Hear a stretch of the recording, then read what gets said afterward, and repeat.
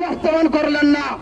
5ই আগস্টের পর আওয়ামী লীগের যখন পুনর্বাসন হওয়ার স্বপ্ন হয়েছিল, তারা যখন রূপরেখা নিয়েছিল, আমরা শহীদ মিনার থেকে শুরু করে আক্তার ভাই, নাহিদ ভাই সহ সকলকে নিয়ে আমরা রাজপথে আওয়ামী লীগের বিরুদ্ধে নেমেছিলাম।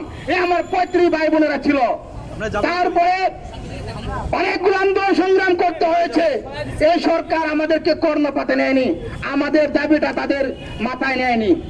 30 সেপ্টেম্বরে যমুনার সামনে যখন আমরা শান্তিপূর্ণ অবস্থান করতে গিয়েছিলাম, এই সরকারের সময়ে এই প্রশাসন বাহিনী আওয়ামী সরকারের বৈশিষ্ট্য মাথায় নিয়ে আমার এই ভাই বোনদেরকে টিয়ারশেল মেরেছিল, রাবার বুলেট দিয়েছিল, লাঠি পেটা করেছিল। আমরা তখন দমিয়ে যাইনি। আমরা এখানে যারা চাকরিদারদের বয়স 35-এর জন্য আন্দোলন করি বা ক্ষেত্র বেশি আন্দোলন করি, এখানে সবাই হায়ার এডুকেটেড, এখানে কেউ অভদ্র নয়। যে কারণে সরকার আমাদের দাবিটা তাদের মাথা নিচ্ছে না। 12 বছর ধরে চলা আন্দোলনে কোন মিডিয়া ভাই, কোন প্রশাসনিক ভাই বলতে পারবেন কোন একটা গাড়িতে আমরা আক্রমণ করেছি, রাস্তা ব্লক দিয়ে জনদুর্ভোগ করেছি? কেন করব? আমরা রাষ্ট্রের উন্নয়নের জন্য আমরা একটা অংশীদার।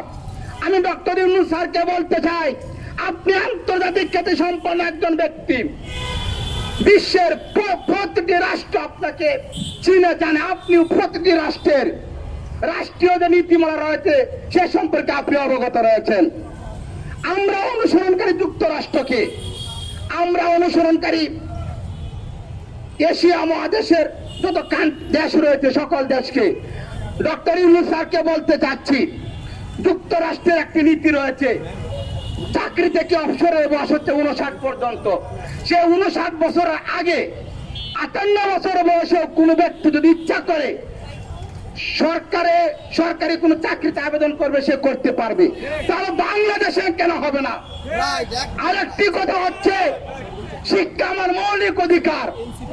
শিক্ষা সেই মৌলিক অধিকার অর্জন করে সে অর্জিত সনদ যখন আমি কাজে লাগাবো, তখন কেন আমাকে পরাধীনতার শৃঙ্খলা আবদ্ধ করা হবে?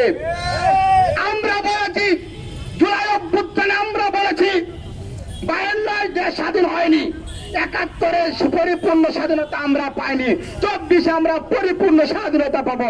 আমরা কি 24-এ পরিপূর্ণ স্বাধীনতা পেয়েছি? এই 35-এর ভাই বোনেরা আপনারা পেয়েছেন? যদি পেয়ে থাকেন তাহলে কেন আজকে এই শিক্ষার্থীরা এই রাজপথ আন্দোলন করছে? ডক্টর মুহিত চৌধুরী কমিশন, জনসংস্কার কমিটির যে কমিশন, এক্সপার্ট কমিশন, একটি বিজ্ঞ টিম, যথেষ্ট মেধাবী, সর্বোচ্চ মেধাবীদের দ্বারা একটা টিম গঠন করা হয়েছে, জনসংস্কার কমিটি। সেই কমিটির সাথে আমাদের গোল টেবিল বৈঠক হওয়ার পরেও এই সরকার ডক্টর ইউনূস স্যার কোন শিক্ষার্থীদের কথায় 32 করে দিয়েছে আমি জানতে চাচ্ছি।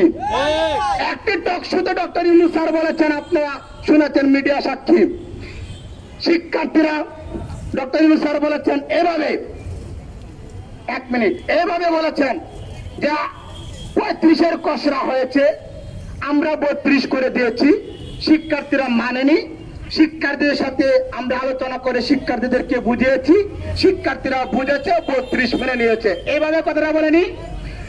আমি জানতে চাচ্ছি স্যার, আন্দোলন করেছে আমরা, একটা পক্ষ আমরা আন্দোলনকারীরা, 35 আন্দোলনকারীরা, আরেকটা পক্ষ আপনি এবং সরকার। আমাদের কোন শিক্ষার্থীর সাথে আপনার আলোচনা হয়েছে আমরা জানতে চাচ্ছি।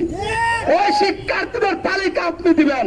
এই রাজপথে, যে রাজপথে আওয়ামী সরকারের সময়ে এই প্রশাসন, শাহবাগ প্রশাসনের ভাইদের দ্বারা লাঞ্ছিত হয়েছি, আমার ভাই বোনেরা মার খেয়েছে, লাঠি পেটা খেয়েছে, এডিসি হারুন ছিল, কুকুরের মতো আমাদেরকে মেরেছিল এই আওয়ামী সরকারের এজেন্ডাতে। এখন সেই রক্তজর আন্দোলন, যে শিক্ষার্থীরা মির্জাফরগিরি করে 32 মেনে নিয়েছে, এই রাজপথে তাদের বিচার করব।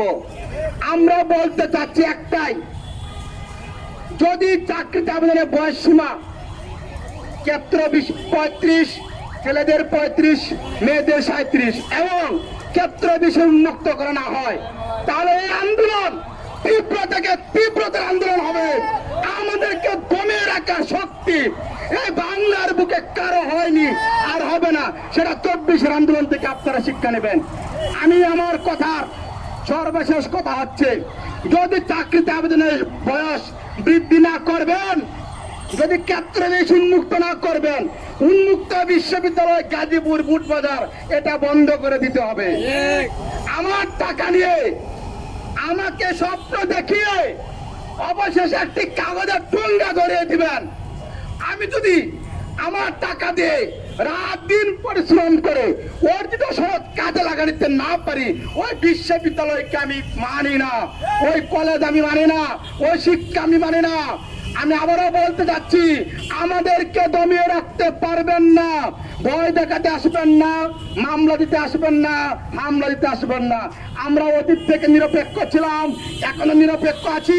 আমরা কোনো সরকারের এজেন্ডাতে কাজ করিনি, এখনো করছি না, ভবিষ্যতেও করবো না।